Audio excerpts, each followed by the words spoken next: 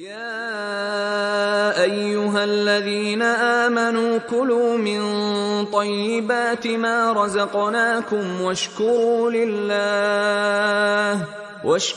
لله إن كنتم إياه تعبدون.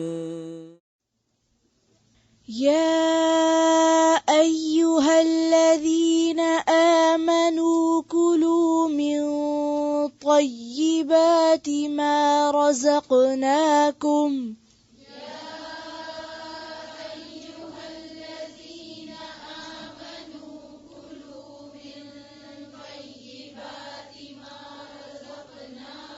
پھر سے پڑھیں، پہلے سانس لے لیں پھر پڑھیں.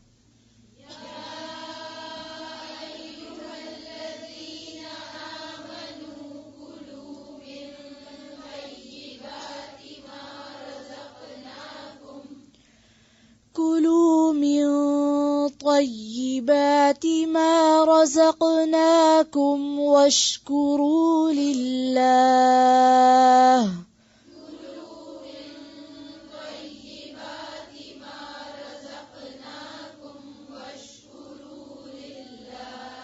پھر سے اونچی آواز سے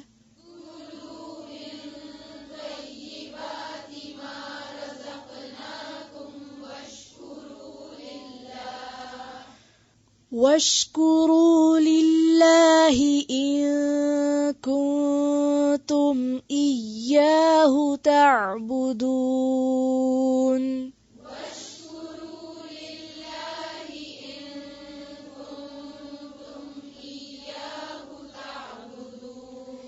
إياه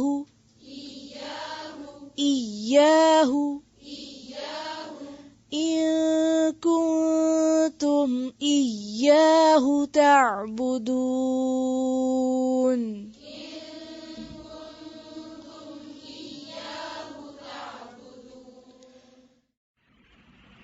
یا ایھا الذین، اے لوگو جو آمنو ایمان لائے ہو، کلو کھاؤ تم، من طیباتی پاکیزہ چیزوں میں سے، ما جو، رزقناکم عطا کی ہم نے تمہیں، واشکرو اور شکر کرو، للہ اللہ کا، ان اگر، کنتم ہو تم، ایاہ صرف اسی کی، تعبدون تم عبادت کرتے. یا ایھا الذین آمنو، اے لوگو جو ایمان لائے ہو، کلو کھاؤ. کلو کا روٹ کیا ہوگا؟ حمزہ کاف لام اکلا. کلو کھاؤ، من سے، طیبات، طیبتن کی جمع. طیبات کس کی جمع؟ طیبہ. اردو میں استعمال ہوتا ہے نا طیبہ، نام بھی ہوتا ہے. اور طیب جو ہے اس کا مذکر ہے. طیبات پاکیزہ چیزوں میں سے، یعنی خبائث میں سے نہیں، گندی چیزوں میں سے نہیں، بلکہ پاکیزہ چیزوں میں سے کھاؤ. ما رزقناکم، جو رزق دی ہم نے تم کو. پیچھے بھی آپ پڑھ چکے نا، مما رزقناہم، وہاں تھا رزقناہم، یہاں کیا رزقناکم. کم کا کیا مطلب؟ تم کو، یعنی تمہیں جو ہم نے رزق دی. وشکرو اور شکر ادا کرو. شین کافرے، شکر کیا معنی ہوتا ہے؟ پیچھے پڑھ چکے ہیں. شکر ہوتا ہے نعمت کا اعتراف، اور دابتن شکور وہ جانور جو اپنے ظاہری حال سے، یعنی اپنی صحت مندی کی وجہ سے اپنے مالک کی خوبی کو ظاہر کرے کہ میرا مالک بہت خیال رکھتا ہے. اور دابتن شکور وہ گائے جو کم چارہ کھا کر زیادہ دودھ دے. وشکرو للہ، تو شکر کرو اللہ کا. کیا مطلب بنتا پھر یہاں؟ کیا مراد ہے؟ اعتراف کرو کہ رزقناکم، ہم نے تمہیں دی ہے، یہ اللہ نے دی ہیں. یعنی شکر میں پہلی چیز کیا آئے گی؟ اعتراف نعمت، کہ نعمت کو ماننا کہ ہاں یہ نعمت ہے، اور اس بات کو ماننا کہ یہ نعمت اللہ کی طرف سے. مثلاً اب عام زندگی میں آج یہ روٹین میں کوئی چیز ڈھونڈ رہے تھے آپ، اسے کو سرچ کر رہے تھے، یا کسی چیز کی ضرورت تھی آپ کو، اچانک مل گئی، آپ کو ڈھونڈ رہے تھے مل گئی. نارملی آپ گھر میں گھوم پھر رہے ہیں، اپنے گھر کے کام کر رہے ہیں.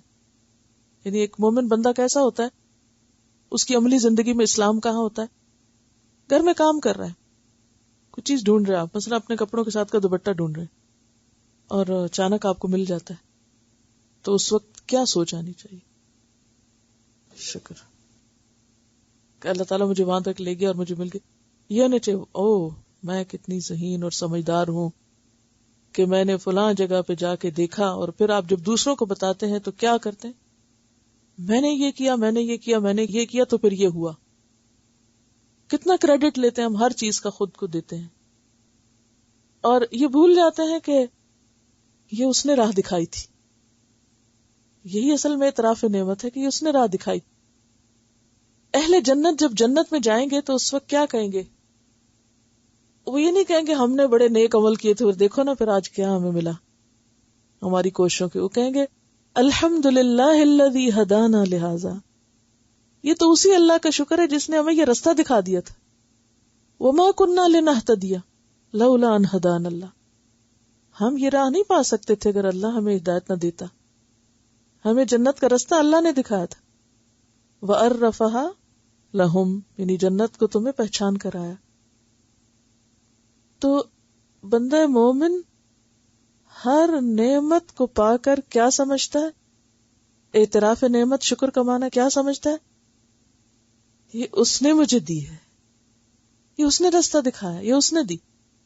اسی طرح مثلا آپ کو کوئی چیز ضرورت تھی، اچانک وہی چیز کسی نے آپ کو تحفہ بھیج دی، تو اس وقت دل کا حال کیا ہوتا ہے؟ یعنی انسان شکر کرتا ہے نا، یہی چیز تو مجھے ضرورت تھی اور وہی اللہ نے بھیج دی. اچھا، اس وقت ہم عام طور پر اس شخص کا تو شکریہ ادا کر دیں گے، لیکن کس کو بھول جائیں گے؟ جس نے اس کو بھی توفیق دی کہ وہ ہمارے لیے کچھ کرے. اگر اللہ کسی کے دل میں نہ ڈالے تو سگی ماں بھی کچھ نہیں کرتی. یہ ماں بھی جو کرتی ہے نا بچوں کے لیے، یہ دراصل کس نے ڈالا ہے ماں کے دل میں؟ اللہ نے یہ محبتیں ڈالی ہوئی ہیں کہ بچوں کی نافرمانی کے باوجود ماں بچوں سے پیار کرتی ہے اور ان کے لیے تڑپتی رہتی ہے. تو پہلا معنی تھا اعتراف نعمت، ٹھیک ہے. دوسرا معنی آپ نے بتایا تھا کہ وہ جانور جو اپنی اچھی حالت کی وجہ سے اپنے مالک کی چگلی نہیں کھاتا بلکہ اس کی خوبی ظاہر کرتا ہے. تو پھر ہمیں بحیثیت شکر گزار ہونے کے کیسا نظر آنا چاہیے کہ کوئی غم ہو، دکھ ہو تو ہمارے منہ سے کیا الفاظ نکلنے چاہیے؟ اس وقت بھی ناشکری کے الفاظ نہیں نکلنے چاہیے. غم اور دکھ میں بھی پیچھے آپ کیا پڑھ چکے؟ انا للہ و انا الیہ راجعون. اللہ ہی کی چیز تھی، اللہ ہی نے لے لی اور ہم نے بھی چلے جانا ہے، ہمیں بھی اس نے لے لینا ہے، سب کی واپسی ہے ادھر ہی. اور بندہ اللہ سے ناراض نہیں ہوتا، یہ شکر گزاری ہے. نعمت کے آنے پہ خوش ہوتا ہے اور نعمت کے جانے پہ ناراض نہیں ہوتا، شکوے نہیں کرتا. وہی نہیں کہتا اللہ نے کیوں لے لیا. یہ دوسرا نمبر ہے شکر گزاری کا، ٹھیک ہے. تیسرا معنی جو آپ نے بتایا تھا دابۃ شکور، وہ کیا ہے؟ کم چارہ کھا کے زیادہ دودھ دینا. تو اس کو آپ عملی زندگی میں کیسے اپلائی کریں گے؟ اگر کسی کو ہم سے زیادہ بھی مل گئی تو ہم اس پہ جلیں کوڑیں گے نہیں، ہم اس پر راضی رہیں جو اللہ نے ہمیں دیا، اور اس کو نہ دیکھتے رہیں جو اوروں کو مل گیا اور اس کی وجہ سے ہم بھی ناراض رہیں اور دل میں گلا شکوہ اور رونا دھونا اور غم کھانا کہ میرے پاس یہ کیوں نہیں. کوئی بھی چیز جو آپ کو نہیں ملی. اب آپ دیکھیے کہ ایسی شخصیت، ایسی پرسنالٹی کہ جس کے اندر یہ تین باتیں ہوں کہ ہر نعمت کو اللہ کی طرف سے سمجھے، تکلیف بھی آ جائے تو کیا کرے؟ خوبصورت طریقے سے اس کو برداشت کرے، صبر اور شکر کے ساتھ. اور تیسری چیز کہ نعمت ملنے پہ پھول نہ جائے اور تکلیف یا نقصان ہونے پر گلے شکوے اور ناراضگیاں اور ادھر ادھر کی باتیں یہ نہ کرے. بعض اوقات ہم براہ راست اللہ سے تو نہیں کرتے لیکن بندوں کے ساتھ بہت کرتے رہتے. اس نے میرے لیے یہ نہیں کیا, اس نے میرے لیے وہ نہیں کیا, وہ فلاں نے میرے ساتھ ایسا کر دیا, فلاں نے ویسا کر دیا. ایسا شخص اپنی ہی شخصیت کو بدنما کرتا ہے یا نہیں؟ اسی لیے پھر آپ دیکھیں کہ شکر براہ راست صبر سے بھی ریلیٹڈ ہوتا ہے. اور اسی کے بارے میں حدیث آتی ہے نا کہ بندہ مومن کا حال بھی عجیب ہے, اور یہ چیز مومن کے سوا کسی کو نصیب نہیں ہوتی کہ جب اس کو نعمت ملتی ہے تو وہ خوش ہوتا ہے اور شکر گزار ہوتا ہے, اور جب تکلیف آتی ہے تو صبر کرتا ہے, اور ان دونوں حالتوں میں اس کے لیے خیر ہی خیر ہے, دونوں طریقوں سے اجر کماتا ہے. تو یہاں پر کیا فرمایا؟ کھاؤ جو ہم نے تم کو دیا اور شکر کرو, پتا چلے کہ تم نے نعمت استعمال کی ہے. ان کنتم, اگر ہو تم, ایاہو پیچھے پڑ چکے ہیں کیا, ایاکا نعبدو, اور یہاں کیا ہے, ایاہو تعبدون, صرف اسی کی تم عبادت کرتے. اور عبادت میں کیا کیا آتا ہے؟ لفظ عبادت گزر چکا ہے نا. کس کس طریقے سے عبادت ہوتی ہے؟ جسمانی, مالی, قلبی, ٹھیک ہے. تو اس سے کیا پتہ چلتا ہے کہ صرف نماز روزہ عبادت نہیں, صرف نماز روزہ عبادت نہیں, بلکہ کیا ہے, قلبی, جسمانی اور مالی, یہ چیزیں بھی عبادت میں شامل ہیں. اور انسان کا رکھ رکھاؤ, کھانا پینا بھی عبادت ہے. لیکن کھانے کے طریقوں کو اگر تم اللہ کی مرضی کے مطابق کرو گے تو یہ کیا ہوگا؟ عبادت ہوگا. تو گویا یہ جو آج کی آیت ہے امت مسلمہ کے لیے, وہ ان کی عبادت کا طریقہ بتا رہی ہے. عبادت کے طریقے میں یہاں کیا طریقہ ہے کہ کیا کرو تو عبادت ہے؟ پاکیزہ میں سے کھاؤ. یہاں حلال کوئی نہیں کہا, صرف پاکیزہ کا ہے. تو اس کا مطلب ہے کہ اگر حرام بظاہر خوبصورت سجا بنا نظر آئے تو کھا لینا چاہیے. پاکیزہ تو ہے ہی وہ جو حلال ہے. کوئی حرام چیز بظاہر اگر صاف نظر آئے بھی تو وہ پاکیزہ نہیں ہے. یا ایھا الذین آمنوا, اے لوگو جو ایمان لائے ہو, کلو کھاؤ, من طیبات ما رزقناکم, ان پاکیزہ چیزوں میں سے جو ہم نے تمہیں رزق دی, واشکروا للہ, اور اللہ کا شکر ادا کرو, ان کنتم ایاہ تعبدون, اگر تم اسی کی عبادت کرتے ہو, جیسا کہ تمہارا دعویٰ ہے, ایاک نعبد و ایاک نستعین. ہم دیکھتے ہیں کہ اس سے پہلے آیت نمبر 168 میں عوام الناس کو خطاب کر کے اللہ تعالیٰ نے فرمایا, یا ایھا الناس کلوا مما فی الارض حلالا طیبا, اے لوگو کھاؤ جو بھی زمین میں ہے, بس شرط یہ ہے کہ حلال ہو, پاک ہو, صاف ہو, عمدہ ہو. اور ساتھ ہی فرمایا, وَلَا تَتَّبِعُوا خُطُوَاتِ الشَّيْطَانِ, اور شیطان کے قدموں کی پیروی نہ کرنا. یہاں پر فرمایا, یا ایھا الذین آمنوا کلوا, اے لوگو جو ایمان لائے ہو کھاؤ, من طیبات ما رزقناکم, ان پاکیزہ چیزوں میں سے جو ہم نے تم کو رزق دی ہیں. تو دونوں جگہ پر حکم کس چیز کا ہے؟ کھانے کا. گویا اللہ کی نعمتیں استعمال کرنے کی دعوت دی جا رہی ہے. اب دیکھیے کہ زمین پر اللہ تعالیٰ نے انسانوں کے لیے بے شمار قسم کی چیزیں پیدا کی ہیں. ہر علاقے میں رہنے والوں کے لیے ان کے ذوق اور موسمی ضروریات کے مطابق وہاں پر سبزیاں اور پھل وغیرہ پیدا کیے ہیں, اور ان کی بے شمار انواع اور اقسام اور رنگ اور خوشبوئیں اور ذائقے ہیں. یہ سب کچھ اللہ نے کس کے لیے بنایا؟ خلق لکم ما فی الارض جمیعا, زمین میں جو کچھ ہے سارے کے سارا تمہارے لیے بنایا, اسے استعمال کرو, یہ ہم نے تمہیں دیا ہے. اور اس معاملے میں شیطان کے قدموں کی پیروی نہ کرنا، جیسا کہ آیت 168 میں فرمایا. شیطان کے قدموں کی پیروی کا کیا مطلب ہے؟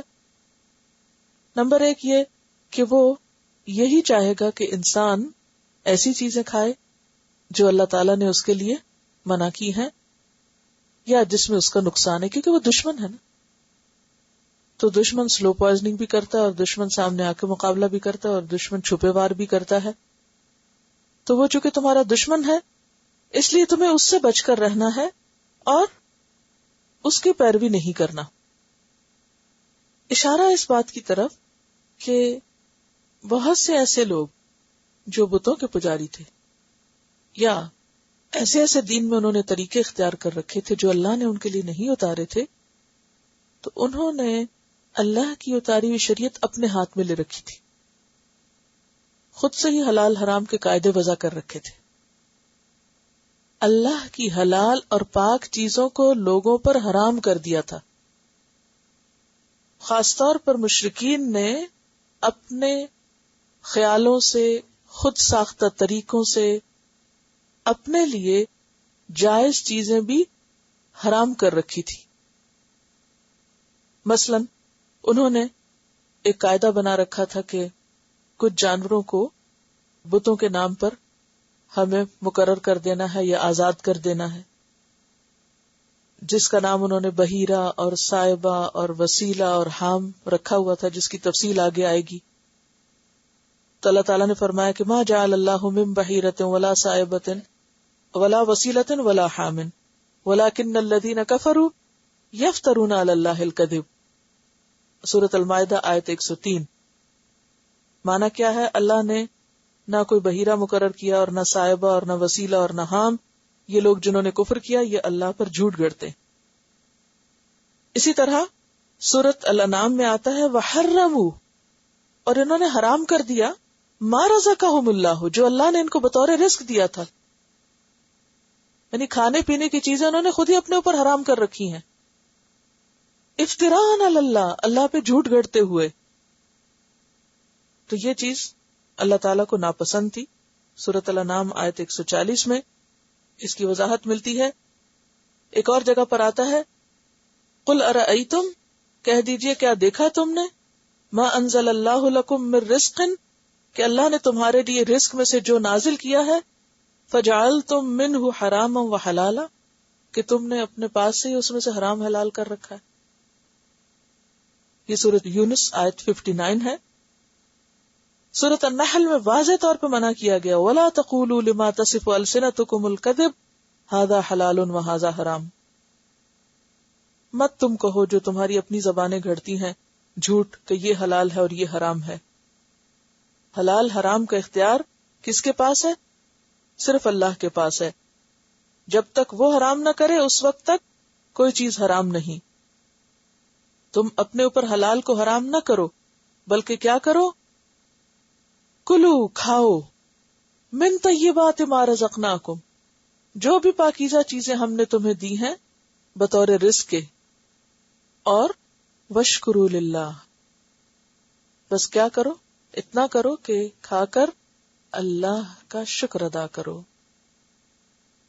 اب شکر کے معنی میں آپ کو بتا چکی ہوں، وہ ذہن میں آپ رکھیے کہ کھانے کے بعد، ملنے کے بعد، پانے کے بعد، یعنی انسان اللہ کی نعمتوں کا اعتراف بھی کرے، خوشی کا اظہار بھی کرے، اور اگر کبھی تھوڑا بہت کم ہو جائے تو ناراضگی کا اظہار نہ کرے، شکوے شکایت نہ کرے. جیسا کہ ایک صحابیہ نے اپنے شوہر کو روکا. ایک صحابی تھے، ان کے ہاں کھانے کو کچھ نہیں تھا. کہنے لگے کہ میں جا کے اللہ کے رسول صلی اللہ علیہ وسلم سے ذکر کرتا ہوں کہ میری حالت بہت خراب تھا. ان کی بیوی کہنے لگی کہ کیا تم نبی صلی اللہ علیہ وسلم کے پاس جا کر اللہ کی شکایت کرو گے؟ یعنی اگر ہمیں اللہ نے نہیں کوئی چیز دی تو پھر ہمیں اس پر صبر کرنا چاہیے. ہمیں جا کر دوسروں سے شکوہ شکایت نہیں کرنا چاہیے کہ ہمارے پاس یہ نہیں اور وہ نہیں. یہ کتنی سمجھداری کی دلیل ہے نا. بعض لوگوں کے پاس ہوتا بھی بہت کچھ ہے، اس کے باوجود وہ ناشکری کے کلمات بولتے رہتے. ہے ہی کچھ نہیں، بہت مہنگائی ہے، خرچ ہی پورا نہیں ہوتا، حالانکہ سب چل رہا ہے. لیکن جو مل رہا ہے اس کی طرف کوئی توجہ نہیں، اور جو نہیں، یا کہیں ملتے ملتے کم ہو گیا یا تھوڑا ہو گیا، اس کا ذکر ضرور کریں گے. جب ملے گا تو کوئی نہیں بتائے گا کہ کیا ملا، اور جب نہیں ہوگا تو ضرور ذکر کریں گے کہ نہیں ہے. تو یہ ناشکری میں آتا ہے. تو یہاں پر واشکروا للہ، جتنا بھی ملتا ہے، جو بھی ملتا ہے، جو بھی رزق میسر ہے. اب تو آپ دیکھیں نا کہ دنیا ایک گلوبل ولیج بن چکی ہے. ہر علاقے میں جو چیزیں ہیں وہ مخصوص علاقوں میں سمٹ کر بھی اکٹھی ہو جاتی ہیں. کچھ لوگوں کی طرف زیادہ چلا جاتا ہے، کچھ لوگ دن رات محنت کرتے ہیں، وہ بےچارے چکھنے کے بھی قابل نہیں ہوتے خود. تو یہ ایک جو زمین پر ناانصافی کی قسم ہے وہ تو ہے، ورنہ اللہ تعالیٰ نے ہر علاقے کے لوگوں کے لیے رزق اتارا ہے اور ان کو محنت کے لیے کہا ہے، اور اس سب عمل کو عبادت قرار دیا. یعنی ایسا نہیں کہ زمین پر رزق کم ہے، لیکن کچھ علاقوں میں جو قحط ہے، یعنی کچھ لوگوں کے پاس اگر نہیں ہے تو اس کی وجہ کیا ہے؟ کچھ دوسرے لوگ اس کو غلط طریقے سے استعمال کر رہے ہیں، یا ضائع کر رہے ہیں، یا دوسروں کے حق کو بھی ایکسپلائٹ کر رہے ہیں. ورنہ اللہ نے سب کے لیے پیدا کیا ہے، اور انسان کی جسم کی جو ضروریات ہیں وہ سب زمین کے اندر موجود ہیں. یعنی بیسک فوڈ بھی موجود ہے، اور اس کے ساتھ ذائقے کی چیزیں بھی ہیں، اور اس کے علاوہ بطور علاج چیزیں بھی ہیں. کہ انسان جب اپنے اوپر خود کیے ہوئے ظلم کی وجہ سے بیمار پڑ جائے تو اللہ نے ہر یعنی بیماری کی شفا بھی پیدا کی ہے. یعنی زمین کے اندر اس کا بھی علاج اور طریقہ رکھا ہے کہ مختلف چیزیں مختلف چیزوں کی جو تاثیر ہے اس کو ختم کر دیتی ہیں یا جسم میں اعتدال پیدا کر دیتی ہیں. تو یہاں پر فرمایا کہ تم کھاؤ پاکیزہ چیزوں میں سے جو ہم نے تمہیں رزق دیا، اور اللہ کا شکر ادا کرو، ان کنتم ایاہ تعبدون، اگر تم اسی کی عبادت کرتے ہو. تو اس سے کیا پتہ چلتا ہے کہ کھانے پینے کا معاملہ محض دنیاوی عمل نہیں، اس کا گہرا تعلق ہے کس سے؟ عبادت سے. کھانا بھی عبادت ہے. اگر انسان حلال اور پاک کھاتا ہے، اگر انسان کھا کر شکر ادا کرتا ہے، اور اگر انسان درست چیز کھا کر صحت مند ہوتا ہے اور اس کو طاقت ہوتی ہے، تو پھر اس کی عبادت بھی بہترین طریقے پر ہو سکتی ہے. اسی لیے ہم دیکھتے ہیں کہ حرام سے منع کیا گیا. اور حرام سے منع کیوں کیا گیا؟ کیا وجہ ہے اس کے پیچھے؟ حرام کی ممانعت کیوں ہے؟ وہ جو مختلف احادیث آتی ہیں جس میں حرام سے روکا گیا ہے یا مختلف چیزوں کو حرام کیا گیا ہے، تو اس کی کیا وجہ ہے؟ اور حرام دو طرح کا ہوتا ہے نا، ایک تو ظاہری نجاست اور ایک باطنی. یہ بات مانی ہوئی ہے کہ انسان کی غذا انسان کی شخصیت پر اثر انداز ہوتی ہے، غذا انسان کے مزاج پر اثر انداز ہوتی ہے. یعنی کھانا محض ایک دنیاوی عمل نہیں، یا کھانا محض کھانا نہیں، بلکہ کھانا انسان کی نفسیات پر، انسان کی شخصیت پر اثر انداز ہوتا ہے. کھانے سے انسان کا جسم بھی متاثر ہوتا ہے، کھانے سے انسان کی روح بھی متاثر ہوتی ہے، اور کھانے سے انسان کے معمولات بھی متاثر ہوتے ہیں. کیسے؟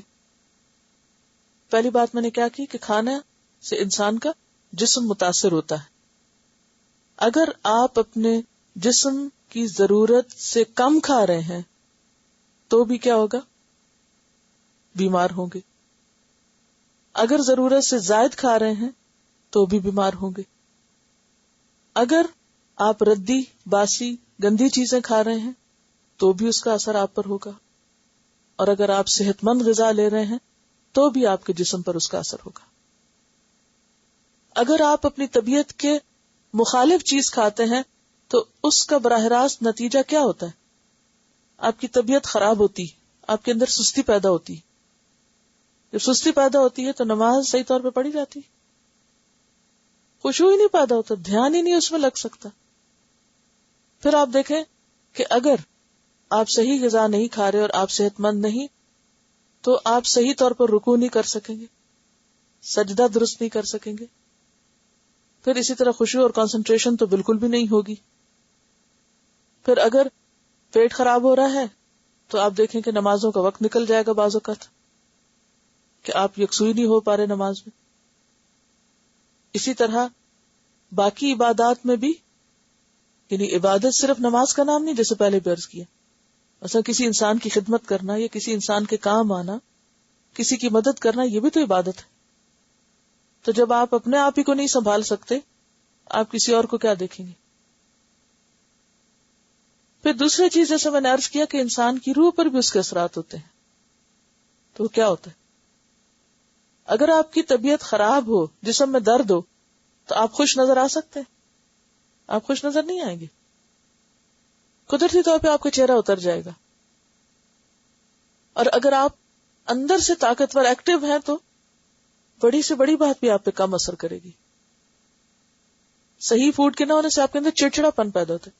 اسی لیے ہم دیکھتے ہیں کہ آپ صلی اللہ علیہ وسلم نے جس گھر میں موت ہو جائے ان کو تلبینہ کھانے کو کہا. تلبینہ ایک غذا ہے جس میں شاید کھجور اور دودھ یا کچھ اس طرح کی چیز بناتے ہیں کہ اس سے ان کو تسکین ہوگی، کہ وہ ایسی چیز کھائیں کہ جس کو کھا کر ان کے اندر کچھ جان آئے. کیونکہ ہوتا یہ ہے کہ جب غم کی کثرت ہوتی ہے نا، بھوک اڑ جاتی ہے. آپ کہتے مجھے بھوک نہیں، مجھے نہیں کھانا. آپ ایک ٹائم نہیں کھا رہے، دوسرا نہیں کھا رہے، اور پھر جب نہیں کھاتے تو پھر جسم کو کیا ہوتا ہے؟ کمزوری. اور کمزوری کے ساتھ کیا ہوتا ہے؟ اچھا کھانا ہی نہیں، دل ہی نہیں. اچھا جب نہیں کھاتے نا تو نہ کھانے کی پھر عادت ہو جاتی ہے نا. اچھا پھر اس سے کیا ہوتا ہے کہ جب آپ کے جسم کو صحیح غذا نہیں مل رہی اور نہیں کھا رہے آپ صحیح، تو آپ قدرتی طور پہ بیمار پڑیں گے، اور پھر آپ کسی کام کے قابل نہیں رہیں گے، آپ دوسروں پہ بوجھ بن جائیں گے.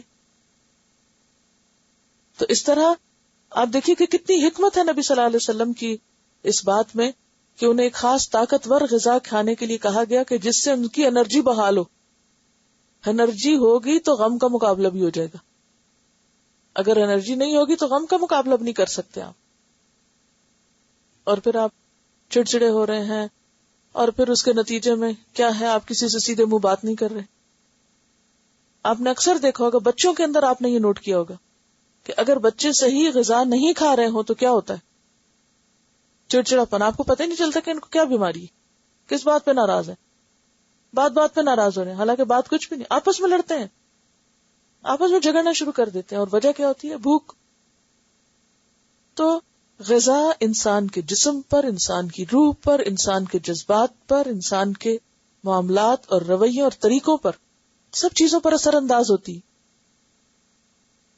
اب آپ دیکھیں کہ دین میں کچھ اعمال تو ہیں جو مقاصد سے تعلق رکھتے ہیں نا، جو آپ کی سوچ سے تعلق رکھتے ہیں، اور کچھ اعمال ایسے ہیں کہ جو ظاہری چیزوں سے تعلق رکھتے ہیں، جیسے کھانا پینا، بظاہر دنیا کا کام. لیکن فرمایا کہ حلال کھاؤ، اچھا کھاؤ اور شکر کرو اگر تم عبادت کرتے ہو اس کی. یعنی یہ درست عبادت کے لیے ضروری ہے. اگر آپ کی سستی نہیں کسی وقت دور ہو رہی، نہ آپ پڑھنے پڑھانے کے قابل، نہ آپ صحیح عبادت کے قابل، نہ کسی کی خدمت کے قابل، بلکہ الٹا دوسروں پہ بوجھ اور مصیبت، تو ضروری کیا ہے؟ اپنی ایٹنگ ہیبٹس کو درست کیا جائے.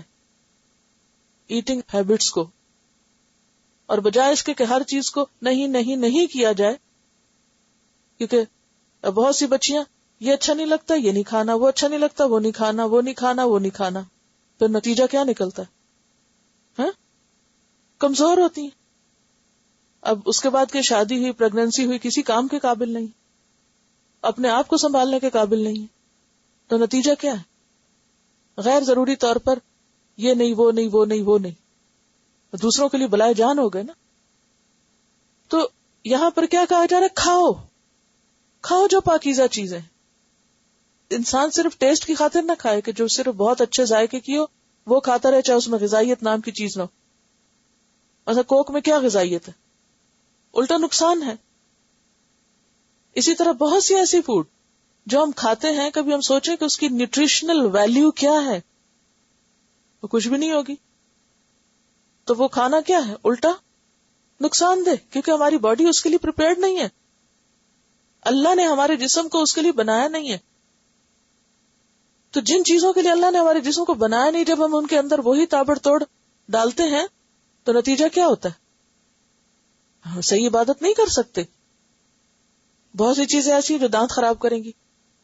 اور جو دانت خراب ہے تو آپ کچھ کھانے چبانے کے قابل ہی نہیں. الٹیمیٹلی کیا ہوگا کہ آپ پھر بیمار ہیں. اور معدے کو آپ صلی اللہ علیہ وسلم نے شر وعاء کا بدترین برتن کہا کہ جو بھرنے کا نام نہیں لیتا. اور پھر یہ کہ وہ جب اس میں غلط چیزیں جاتی ہیں تو پورے جسم کو رگیں وہیں سے جاتی ہیں. یعنی غذا جیسی کھائیں گے ویسے ہی آپ کا خون بنے گا، جیسا خون بنے گا ویسے ہی آپ کی پھر شخصیت بنے گی. تو یہ کھانا پینا جو ہے یہ محض دنیاوی اور ظاہری کام نہیں، یہ عبادت کی قسم سے تعلق رکھتا ہے. لہذا اپنی غذائی عادات کو درست کرنا ہماری دنیاوی کاموں میں سے پرائرٹی نمبر 1 ہونا چاہیے. اس کا یہ مطلب نہیں کہ بہت رچ فوڈ کھائی جائے، بہت زیادہ کھایا جائے، جو کوئی کچھ بتائے اس میں بڑی طاقت ہے وہ کھا لیا جائے، یہ طاقت ہے وہ کھا لیا جائے. نہیں، جو آپ کی ضرورت ہے اس کے مطابق آپ کھا سکتے ہیں، جس کو آپ بیلنس ڈائٹ کہتے ہیں یا متوازن غذا کہتے ہیں.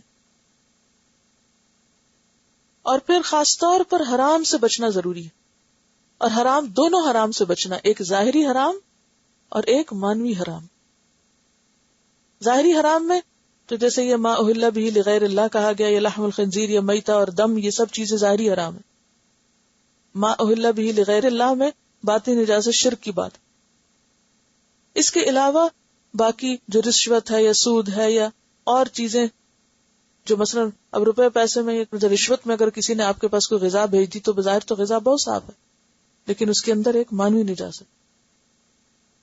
تو وہ چیزیں جو اس طرح کے بھی حرام میں شامل ہوتی ہیں، حرام میں آتی ہیں، وہ چیزیں بھی انسان کے اوپر اثر انداز ہوتی ہیں اور انسان کا دل سخت کرتی ہیں.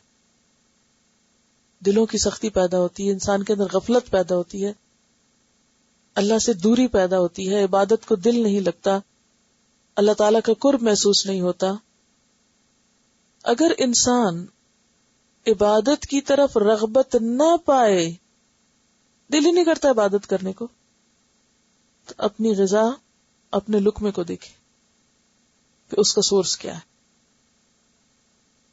حضرت ابو ہریرہ فرماتے ہیں کہ رسول اللہ صلی اللہ علیہ وسلم نے فرمایا، اے لوگو، اللہ پاک ہے، صرف پاک مال قبول کرتا ہے.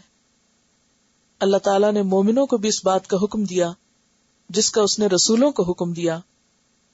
چنانچہ فرمایا، اے پیغمبرو، پاک چیزیں کھاؤ اور نیک عمل کرو. اور فرمایا، اے ایمان والو، پاکیزہ چیزیں کھاؤ جو ہم نے تمہیں دی ہیں. پھر آپ نے ایک ایسے شخص کا ذکر کیا جو لمبا سفر کر کے آیا ہو، اس کے بال پریشان ہو اور خاک آلود ہو، اور وہ اپنے ہاتھ آسمان کی طرف پھیلاتا ہے اور کہتا ہے، اے میرے پروردگار، اے میرے پروردگار، جبکہ اس کا کھانا حرام، پینا حرام، لباس حرام، اور جس غذا سے اس کا جسم بنا ہے وہ بھی حرام. پھر اس کی دعا کیسے قبول ہوگی؟ گویا حرام عبادت میں رکاوٹ ہے، اور اگر انسان ظاہری کچھ عمل کر بھی لے تو ان کی قبولیت میں رکاوٹ ہے. یہ ترمذی کی روایت تھی. ایک اور حدیث ہے جو مسند احمد نے روایت کی ہے.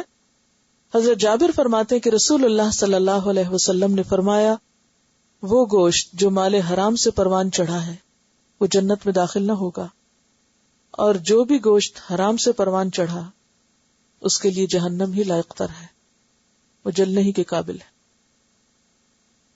مسلم کی روایت ہے کہ اللہ تعالیٰ صرف پاکیزہ کمائی سے ہی صدقہ قبول کرتا ہے.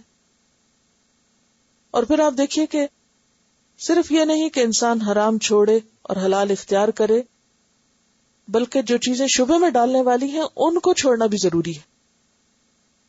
آپ صلی اللہ علیہ وسلم نے فرمایا، کوئی بندہ اس وقت تک متقی نہیں بنتا جب تک شک والی چیزوں کو نہ چھوڑ دے، جب تک اندیشے والی چیزوں سے بچنے کی خاطر ان کو نہ چھوڑ دے جن میں کوئی اندیشہ نہیں.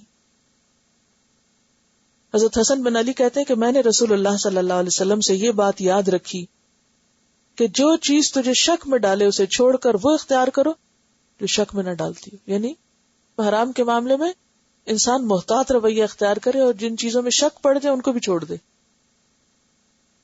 آپ صلی اللہ علیہ وسلم نے فرمایا، بخاری کی روایت ہے کہ لوگوں پر ایک زمانہ آئے گا کہ آدمی اس بات کی پرواہ نہ کرے گا کہ جو مال اس کے ہاتھ آیا وہ حلال ہے یا حرام ہے. یعنی لوگوں کے اندر سے حلال حرام کی تمیز اٹھ جائے گی. ان کو فکر کس بات کی ہوگی کہ مال آئے، اس کی نہیں ہوگی کہ وہ حلال بھی ہو. تو آپ دیکھیے کہ یہ جو حلال کھانے کا، یہ طیب کھانے کا حکم ہے، یہ قرآن میں 3 بار آیا ہے. نمبر 1 تمام انسانوں کے لیے، نمبر 2 ایمان والوں کے لیے، اور نمبر 3 رسولوں کے لیے. سورۃ المومنون میں آتا ہے یا ایھا الرسل کلوا من طیبات واعملوا صالحا. یہاں پر آیا نا کہ کلوا من طیبات ما رزقناکم واشکروا للہ، اور وہاں پر کیا آیا؟ اچھا کھاؤ اور نیک عمل کرو. تو آیت کا خلاصہ کیا ہے؟ کیا ہمیں حکم دیا جا رہا ہے؟ کیا سیکھا ہم نے اس سے؟ پاکیزہ کھانا اور اچھا عمل. اچھا عمل بیسڈ ہے کس پر؟ اچھے کھانے پر. اچھے کھانے سے مراد کیا ہے؟ حلال اور پاک، صاف ستھرا، بیلنس ڈائٹ. یعنی اگر کھانا درست نہیں ہوگا تو عمل بھی درست نہیں ہو سکتے. کھانا درست نہیں ہوگا تو عبادت بھی نہ ہو سکے گی. یہ ہے خلاصہ اس آیت کا. اور دوسری بات کیا ہے کہ اپنی مرضی سے حلال حرام کے قاعدے مت بناؤ. سب حلال ہے سوائے اس کے جسے اللہ نے حرام کیا. اور پھر یہ کھانا نہیں چھوڑو، شکر ادا کرنا سیکھو. اللہ نے تمہارے لیے پیدا کیا ہے، کھاؤ لیکن شکر گزار بنو. اور جیسے کہ پہلے میں نے عرض کیا تھا کہ عموماً ذہنیت کیا ہوتی ہے؟ یہ بھی نہیں کھاؤ، یہ بھی نہیں کھاؤ، یہ بھی نہیں کھاؤ. تو بات یہ ہے کہ سب کھاؤ سوائے اس کے کہ جو حرام ہو. یہ الگ بات ہے اگر آپ ہر چیز میں حرام ہی ڈال کے بنا رہے ہو تو پھر ہر چیز ہی حرام ہوگی. ورنہ اللہ نے جتنی بھی سبزیاں پیدا کی ایک بھی حرام نہیں. کتنی وسعت! جتنے پھل اور سبزیاں ہیں اس میں سے کچھ بھی حرام نہیں. جو زمین اگاتی ہے سب حلال ہے. اسی طرح مویشی جانور یعنی جو انسان سے مانوس ہوتے ہیں سب حلال ہے. گائے، بھینس، بکری، بھیڑ وغیرہ، اونٹ. لیکن وہ جانور انسان ان سے اس طرح مانوس نہیں، یا ان کی نفسیات یا ان کا مزاج ایسا ہے کہ جو انسانوں کا نہیں ہونا چاہیے، تو ان کو بھی کھانے سے روکا گیا، جس کی ابھی وضاحت آئے گی. کہ جیسے درندوں میں سے ذوناب جو کچلیوں سے شکار کرتے ہیں ان کو کھانے سے روکا گیا. کیوں؟ ابھی میں نے ذکر کیا کہ زمین جو کچھ اگاتی ہے سب حلال ہے. بہت سے جانور بھی حلال ہیں، ہاں کچھ جانور حرام کیے گئے ہیں. ان کی حرمت کے پیچھے بھی ایک وجہ. مثلا کچلیوں والے شکار کرنے والے درندے حرام ہیں، جیسے شیر ہے، چیتا ہے، کتا ہے. کیوں؟ کہ غذا انسان کی عادات پر اثر انداز ہوتی ہے، لہٰذا انسان اگر ایسی چیزیں کھانا شروع کر دے تو اس کے اندر بھی درندگی آئے گی. اسی طرح پرندوں میں سے بہت سے پرندے حلال ہیں، چڑیا ہے، کبوتر ہے، کچھ اور. لیکن وہ پرندے حرام ہیں جو اپنے پنجوں سے شکار کریں، جیسے عقاب ہے، چیل ہے یا کوا ہے. یہ ہمیں حدیث سے پتہ چلتا ہے. بات یہ ہے کہ ہم شکر گزار کیوں نہیں ہوتے، اور ہمارے اندر یہ بار بار شکایتی رویے اور یہ سب کیوں ہوتا ہے؟ اس کی وجہ ہے کہ ہمارا ظرف چھوٹا ہے. ظرف چھوٹا ہے. ظرف کس کو کہتے ہیں؟ برتن کو. یعنی جو ہماری اندر کے دلوں کی جو وسعت ہے، ہمارا جو اندر ہے اس میں صلاحیت ہی نہیں کسی چیز کو سمیٹنے کی. اس کے بارے میں وہ کہانی آپ نے سن رکھی ہوگی. ایک شخص بہت ہی نالاں رہتا تھا، بہت ہر وقت شکوے شکایت، ناراض. تو اس کو ایک بوڑھا ماسٹر تھا، اس نے اس کو سمجھانا چاہا. ویسے تو وہ بات سنتا نہیں تھا، تو اس نے اسے ایک طریقہ اختیار کیا. اس نے ایک پانی کا گلاس لیا اور اس میں اسے کہا کہ ایک نمک کا چمچ ڈالو اور اس کو ہلاؤ اور پی لو. جب اس نے ایک گلاس پانی میں ایک نمک کا چمچ ڈال کے پیا تو اس نے تھوک دیا کہ یہ تو اتنا کڑوا پانی ہے. پھر اس کو وہ ہاتھ پکڑ کے اس کو لے گیا ایک ندی کے پاس. تو اس نے کہا اچھا ایک چمچ نمک جو ہے وہ ندی میں ڈالو اور اس کے بعد اس کا ایک گھونٹ پیو. تو جب ندی میں نمک ڈالا اور اس کے بعد پانی پیا تو پانی میٹھا تھا. تو اس نے کہا فرق یہی ہے، گلاس میں چونکہ پانی کم تھا، گلاس کا ظرف چھوٹا تھا، برتن چھوٹا تھا، لہذا نمک کا چمچ جو ہے وہ اس میں بہت شدت دکھا گیا، بہت کڑوا ہو گیا. لیکن بہتی ندی کا ظرف بہت بڑا، تو اس میں آپ 1 چمچ کے 1000 چمچ بھی ڈالیں تو وہ کڑوا نہیں ہوگا. اسی طرح جو لوگ تنگ دل ہوتے ہیں، تنگ ذہن ہوتے ہیں، بخیل ہوتے ہیں، چھوٹا ظرف ہوتا ہے جن کا، شارٹ سائٹڈ اور چھوٹے دل والے، ان کا حال کیا ہوتا ہے؟ ذرا سی تکلیف آئے خوب چلائیں گے، ذرا سی کوئی مشکل آئے خوب واویلا کریں گے، کوئی چھوٹی سی نعمت کم ہو جائے خوب واویلا کریں گے، کیونکہ ظرف ہی نہیں ہے نا، بات بات پہ آپے سے باہر ہے. اس کے برعکس جن لوگوں کے دل بڑے ہوتے ہیں، جن کے اندر وسعت ہے، جن کی زندگی میں کوئی مقصد ہے، وہ چھوٹی چھوٹی باتوں کو مائنڈ کر کے بیٹھ نہیں جاتے. وہ ان چیزوں کے پاس سے اس طرح اذا مروا باللغو مروا کراما، جو لغو کے پاس بےہودہ، فضول، بیکار اور ایسی چیزوں کے پاس سے گزرتے ہیں تو بہت معزز طریقے سے گزرتے ہیں، وہ چیز ان کو بادر نہیں کرتی. تو ہم بھی شکر گزار کیوں نہیں ہوتے کہ ہمارا ظرف ہی نہیں، ہم نعمتوں کو محسوس ہی نہیں کرتے، ہمارے اندر وسعت ہی نہیں، دل کھلا ہی نہیں کہ ہم اپریشیٹ کر سکیں. اپریسیشن ہے ہی نہیں. شکر گزاری کیا ہے؟ ایک طرح سے اعتراف کرنا. اعتراف جب بندہ کرتا ہے کہ یہ اچھی چیز ہے تو فوراً اگلا ریئیکشن کیا ہوتا ہے؟ الحمدللہ، تعریف، اللہ کی تعریف بیان ہوتی ہے. یہی شکر گزاری. آپ دیکھیں کہ اللہ تعالیٰ نے پہلے کیا فرمایا، یہ نہیں کہا کہ یہ حرام ہے، اس سے پہلے کیا کہا. انداز دیکھیں نا، حرام کرنے کا بھی انداز دیکھیں. پازیٹو بات ہے، پہلے کھاؤ، سب کھا سکتے ہو، کھاؤ، اللہ کا شکر کرو. اچھا ہم کس سے شروع کرتے ہیں؟ یہ نہیں، یہ نہیں، یہ نہیں، یہ نہیں. اچھا بھی کیا کرو یہ کوئی نہیں بتاتا. حضرت یوسف علیہ السلام نے کیا کیا تھا جیل خانے میں؟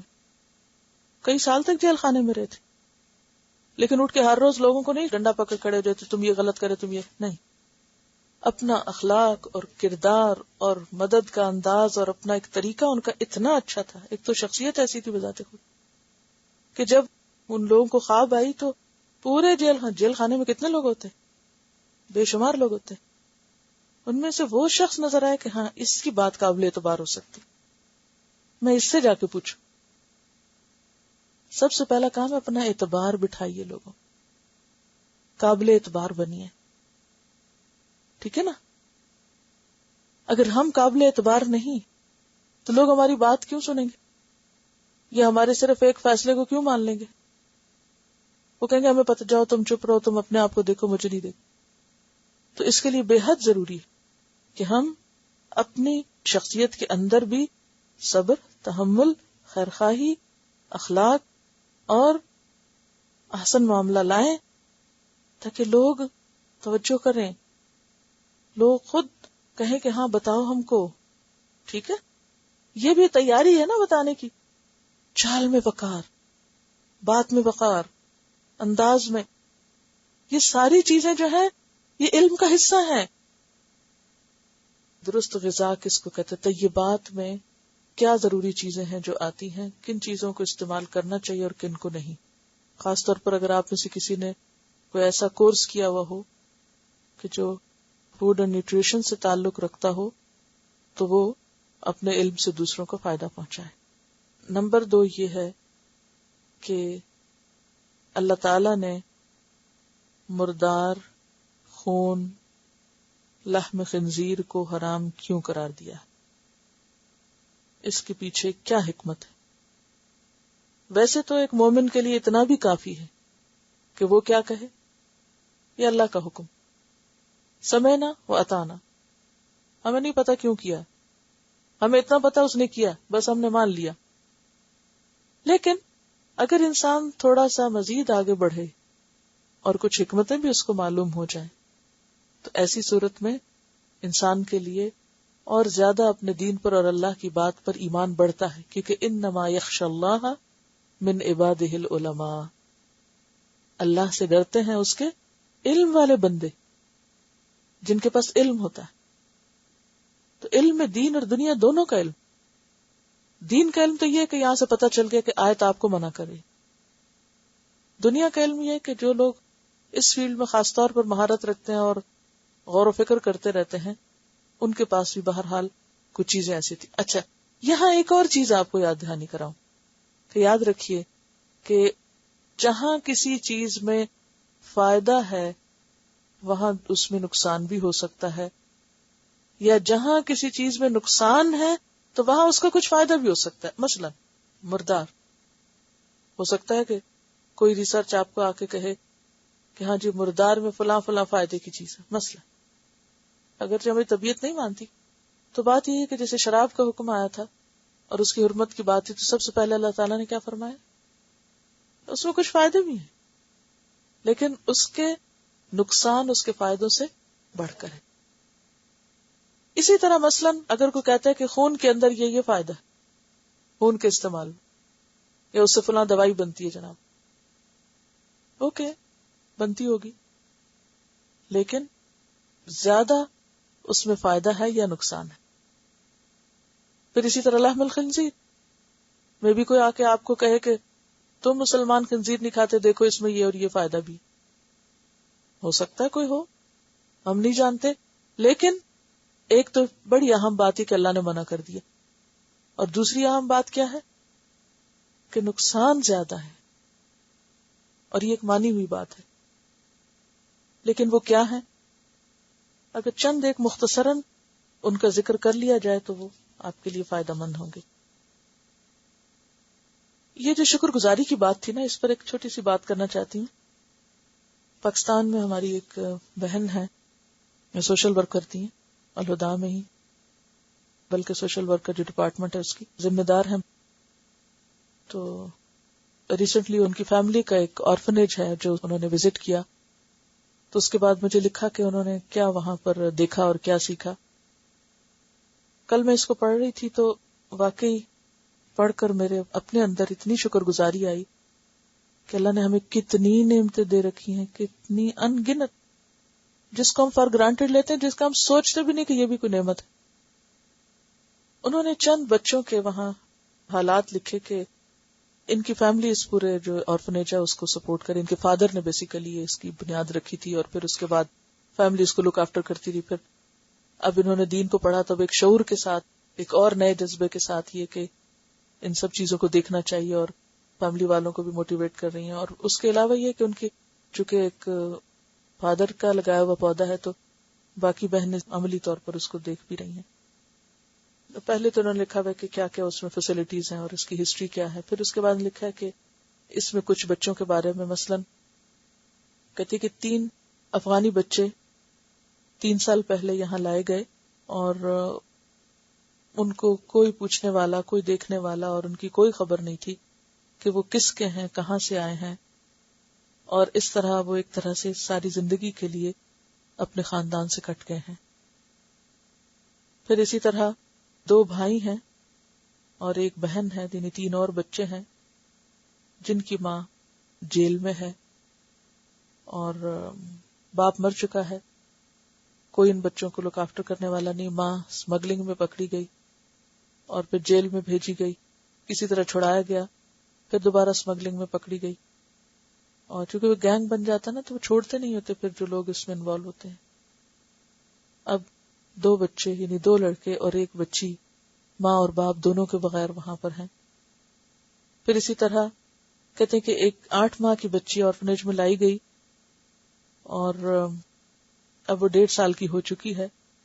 اس کے بھی ماں باپ کی کوئی خبر نہیں کہ کون ہے اس کا، کہاں سے ہے. پھر اسی طرح ایک اور بچی آئی جس کو اس کی سوتیلی ماں اسکول کے باہر چھوڑ گئی اور وہ روتی رہی شام تک اور کوئی اس کو لینے نہیں آیا، کوئی اس کو پوچھنے نہیں آیا اور بالآخر اس کو پھر آرفنیج میں چھوڑ دیا گیا. اسے کوئی خبر نہیں کہ اس کی اپنی ماں اور اپنا باپ جو ہے وہ کہاں ہے.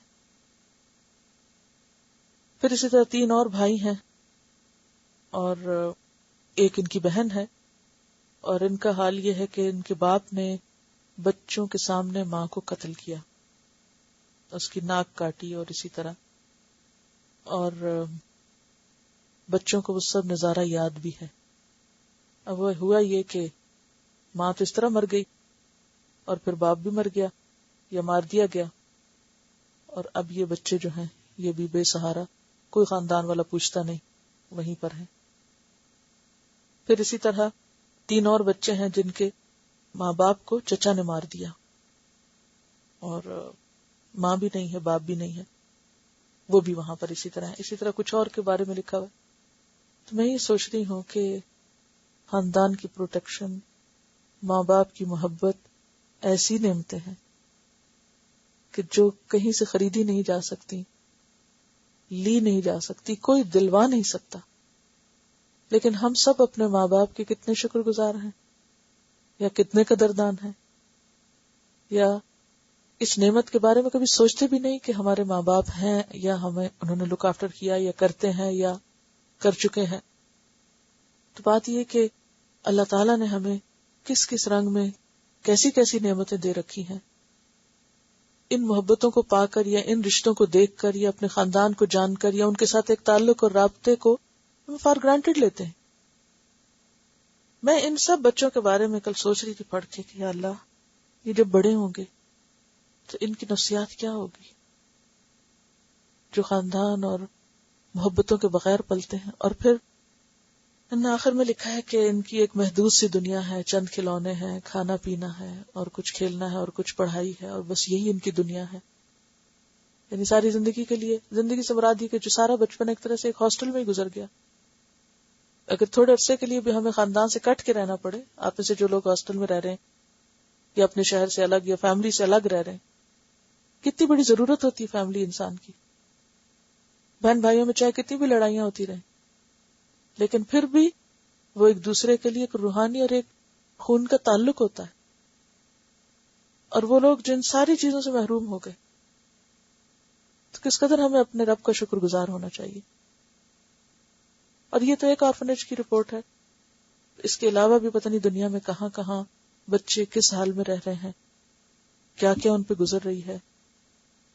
اسی طرح ہماری ایک اور فہمیہ کی دوستی ہیں، وہ آج کل سوشیالوجی پڑھ رہی ہیں، تو ان کو ایک پروجیکٹ دیا گیا کچی بستی کا کہ وہاں جا کر بچیوں کو پڑھائیں اور دیکھیں اور ان کے بارے میں جانیں کہ وہ کس حال میں رہ رہے ہیں. آپ کو معلوم ہے کہ بعض بستیاں ایسی کہ جہاں پر گھر کا کوئی دروازہ نہیں ہے، بند نہیں ہوتا نا، مائیں سارا دن بچوں کو چھوڑ کے خود کاموں کو چلی جاتی، لوگوں کے گھروں میں کام کاج کرتی. پیچھے سے ان بچیوں کا حال کیا ہے. ایک بچی 8 سال کی جسے ریپ کیا گیا، اسی طرح اور یعنی کوئی لک آفٹر کرنے والا نہیں، گھر کا دروازہ بند نہیں، کوئی پروٹیکشن نہیں، کوئی سیکیورٹی نہیں، کوئی پرائیویسی نہیں، کچھ نہیں. یعنی کہیں رشتے نہیں، ماں باپ نہیں، کہیں ماں باپ ہیں تو وہ کاموں میں مصروف ہیں، پیچھے کوئی دیکھنے والا نہیں، کوئی پروٹیکشن نہیں، کہیں کھانے کو نہیں. ہمارے پاس کتنی نعمتیں ہیں زندگی کی، لیکن اس کے باوجود بھی ہم نالاں ہیں، شکر گزار نہیں. اللہ نے جو کچھ دیا ہے اسے استعمال کریں اور اس کا شکر بجا لائیں.